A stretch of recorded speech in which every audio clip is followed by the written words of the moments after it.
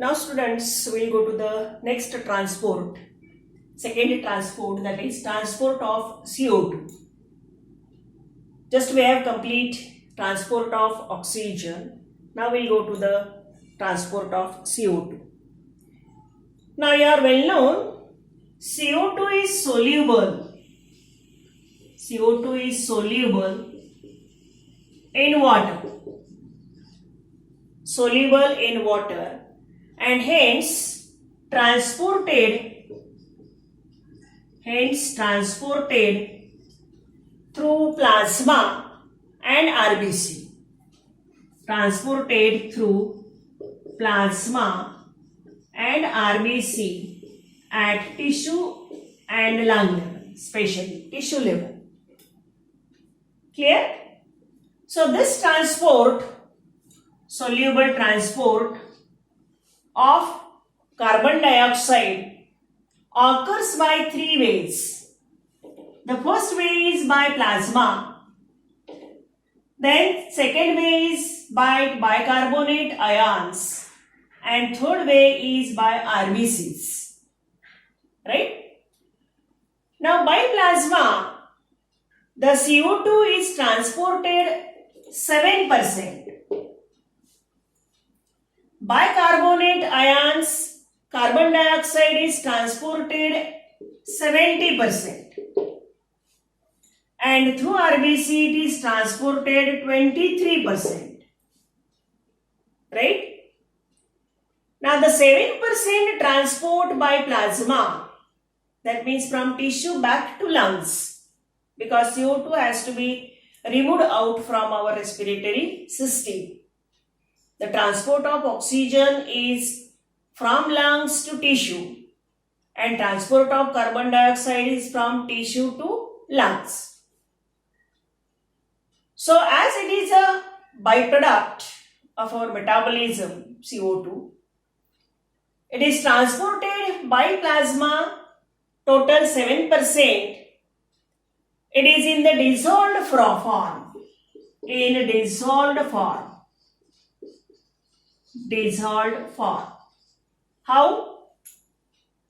The CO2 combines with or dissolves with water or dissolves inside the water and form carbonic acid, H2CO3, carbonic acid.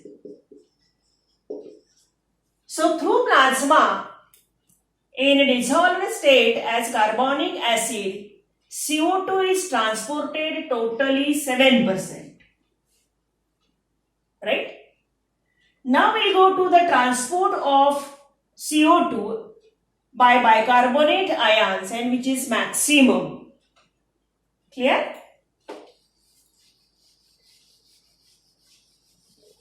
Which is maximum 70%.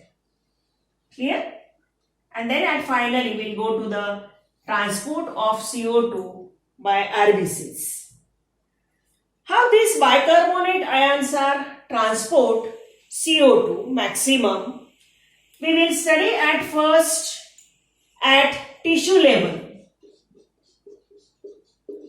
At tissue level. Tissue level. What happens? You know very well, during cellular metabolism, tissue cells release CO2.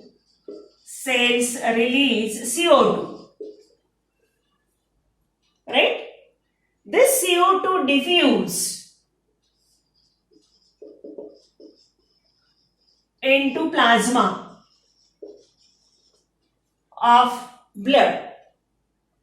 From plasma it goes to or diffuse inside RBCs or enters RBC.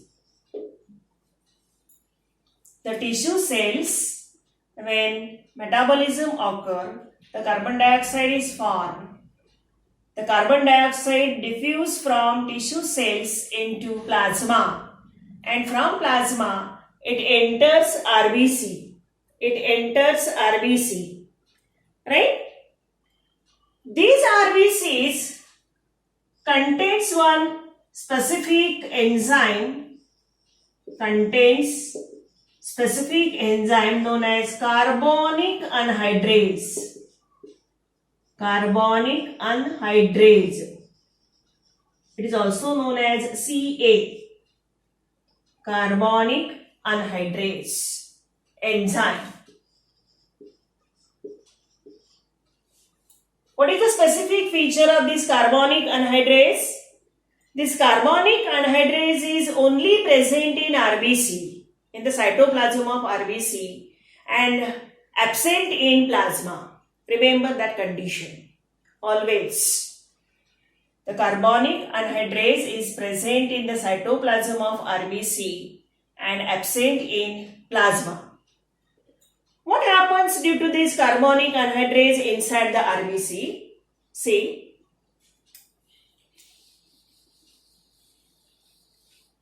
inside the RBC, the CO2 enters inside RBC. Inside RBC, CO2 enters from plasma, just we have seen. This CO2 then combines with water present in the cytoplasm of RBC. And RBC also contains this carbonic anhydrase enzyme. This carbonic anhydrase convert or combines this carbon dioxide and water together and form carbonic acid H2CO3. Carbonic acid, right, inside the RBC, right. This carbonic acid molecule formed inside the RBC is unstable and dissociates again, unstable and dissociates into back again H and HCO3 in this way. H2CO3 dissociates into HCO3 and CO2. HCO3 and H plus ions. This carbonic acid dissociates into HCO3 and H plus ions. Now this HCO3 accumulates inside the RBC. Accumulate, this one, inside RBC. Right? So when it starts accumulating inside the RBC, there is a change in ionic balance. Ionic balance of RBC.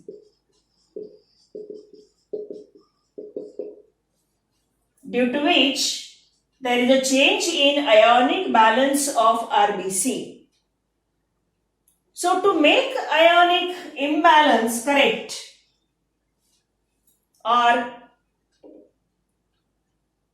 this imbalance of ions which is occurring in RBC because HCO3 is accumulated, more and more negative ions are accumulated inside the RBC.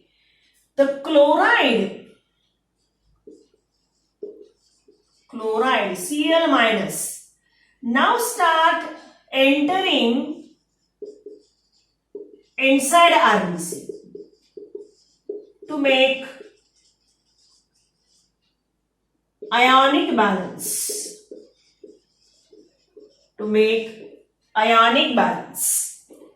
This chloride, when start entering into RBC, this is known as chloride shift.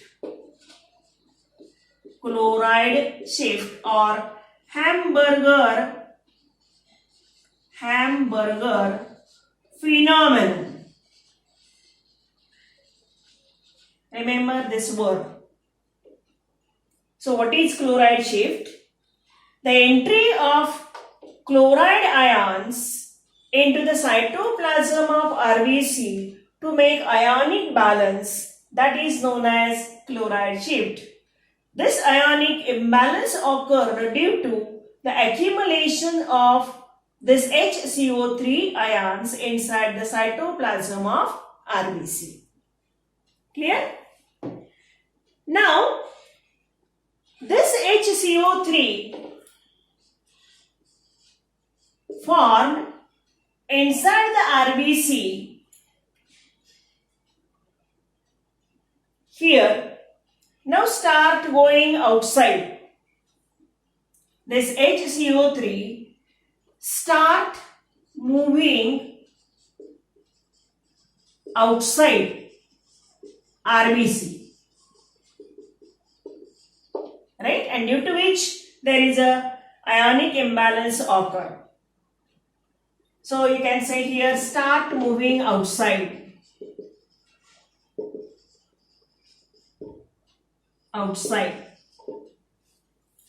When carbonic acid formed inside this RBC, unstable, dissociates into HCO3 and H plus ions, accumulates inside the RBC and start moving outside, due to which there is a change in ionic balance of RBC, and due to which the chloride from outside, it is from plasma,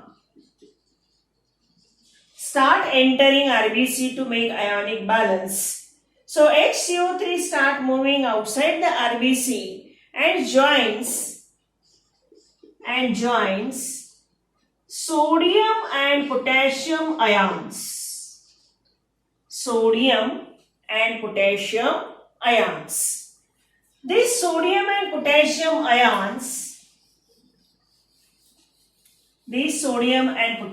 ions combines with HCO3 to form bicarbonates. So HCO3 Na plus forms NaHCO3. So sodium bicarbonate.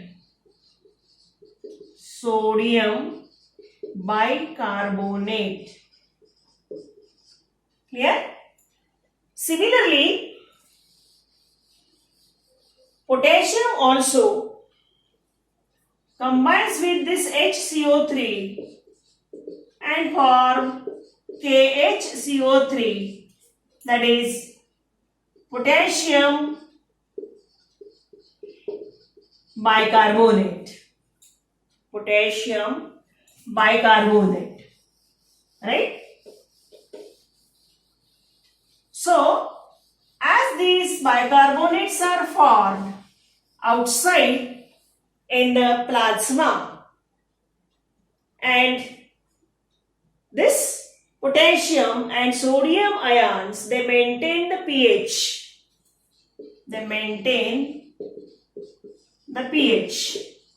Of our blood.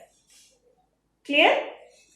The remaining H, because previously this HCO3 or H2CO3 is broken down in this way into HCO3 and H ions. Right? So this HCO3 combines with sodium and potassium to form sodium bicarbonates and potassium bicarbonates. Now remaining H. This remaining H is taken by hemoglobin and form HHHB. How? H plus HB gives HHHB. This is known as reduced hemoglobin.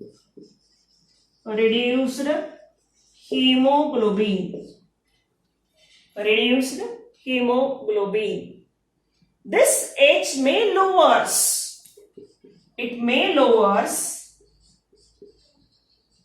blood pH. This H plus may lowers blood pH, but you know very well, hemoglobin act as buffer.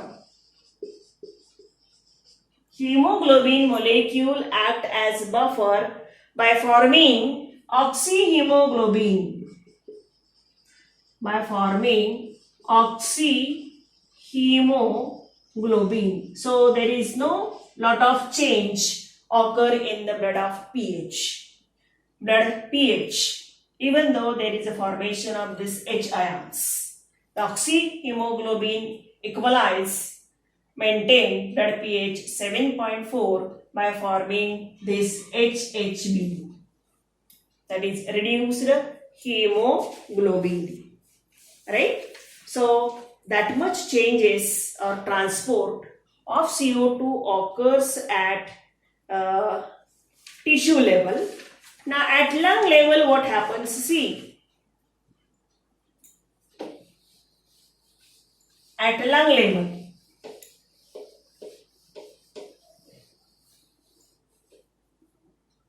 now at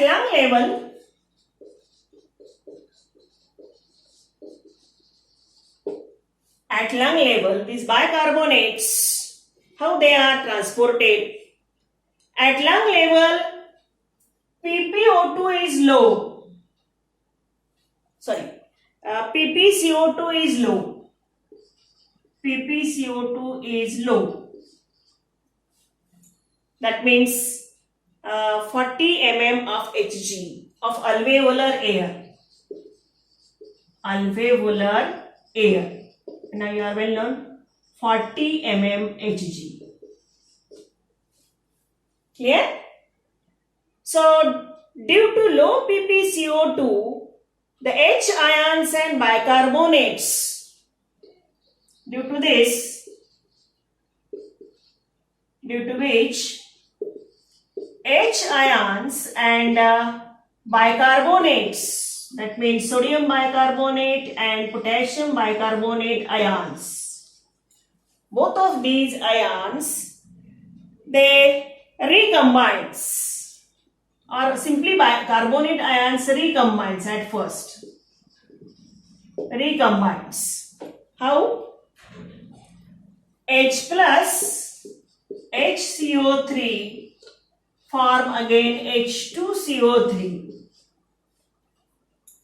Again carbonic anhydrase enzyme is helpful for this reaction and form carbonic acid.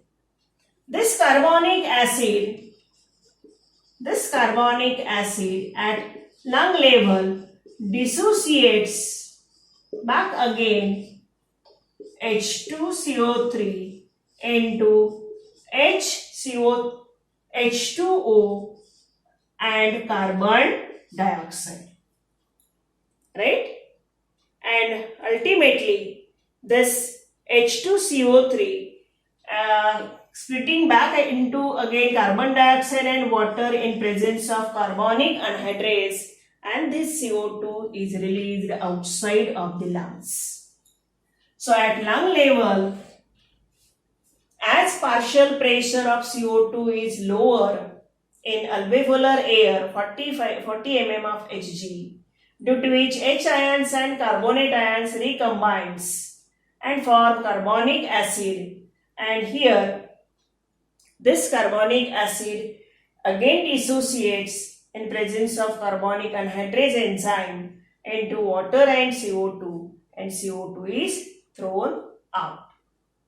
So that is the second step of transport of CO2, that means by bicarbonate ions. Now last one is, that means the first we have studied by plasma, second we have studied by bicarbonates ions, and now third, and that is the by RBC. By RBC is about 23% of carbon dioxide is transported by RBC. 7% through plasma, 70% through or by bicarbonate ions, and 23% by RBC. This we have studied at first in this lecture. Now, how this RBC transport carbon dioxide? Now, CO2 binds with hemoglobin and form carb amino hemoglobin. Carb amino hemoglobin molecule. This molecule is easily dissociable. Easily dissociable. And this dissociation occurs in alveoli where ppCO2 is low. ppCO2 is low and release carbon dioxide outside. Because you know it very well, an alveolus here, this is blood capillary containing blood, here containing air. Now the 45 mmHg is the CO2 concentration inside the blood, and inside alveolar 44 mmHg is the concentration of CO2 inside the alveolus, and due to which this CO2 molecule moves inside the alveolus and then thrown out of the air, CO2 specially, and in that way the expiration occur. Expiration release CO2 outside of the lungs. Clear? So in that way we complete here the third point by RBC's 23%. So we complete the internal respiration, under which we have studied transport of oxygen as well as transport of CO2. The transport of oxygen occurs by two ways, through plasma and as oxyhemoglobin, 3% and 97%. The 97% transport of oxygen occurs at tissue level as well as at lung level. And we have studied transport of CO2 by three ways, by plasma, by bicarbonate ions, and by RBC. The percentage is 3%, 7%, 70% and 23%. Now the last point of mechanism of respiration is D, or fourth one, and that is cellular respiration. Cellular respiration. Now what happens in cellular respiration? This is the last step of this mechanism of respiration. Last. A, breathing. B, external respiration. C, internal respiration, under which we have studied transport of oxygen and carbon dioxide. And now D, cellular respiration. The cellular respiration occurs inside tissue. Occurs inside tissue by two ways. One is oxidation and another is phosphorylation. Phosphorylation. Two mechanisms occur at tissue level, or two cellular metabolic processes occur at tissue level. One is oxidation, another is phosphorylation. In oxidation, you know very well the food, C6H12O6, for example glucose, is oxidized to form 6O2, 6CO2 and 686 kilocalories energy. 686 kilocalorie energy. This energy is released and that energy is utilized by tissue or cells for performing their own functions. That is called as oxidation. When oxygen reach into tissue level, transported to tissue level, just we have studied, then the oxidation process occur. That is called as cellular respiration inside the tissue or cell. Clear? Now what is meant by phosphorylation? Now actually this phosphorylation involves trapping heat energy. Trapping heat energy in the form of high energy bonds. High energy bonds. Trapping of heat energy into high energy bonds. How? You know very well, this is a ATP formed. This ATP broken down into ADP. One phosphate bond is broken down that requires 7.3 kilocalories energy. Right? And due to this breaking of ATP into ADP, trapping this heat energy, releasing this amount of energy. That's why that energy is utilized by tissue or cells for forming their own functions. Hence, this energy is also known as currency of the cell. Remember this word, currency of the cell. Right? So, cellular respiration occurs inside tissue or cells by two ways. One oxidation, one phosphorylation. Under oxidation, food is oxidized to release oxygen, carbon dioxide and here water, 6H2O. Not oxygen. Oxygen is utilized here.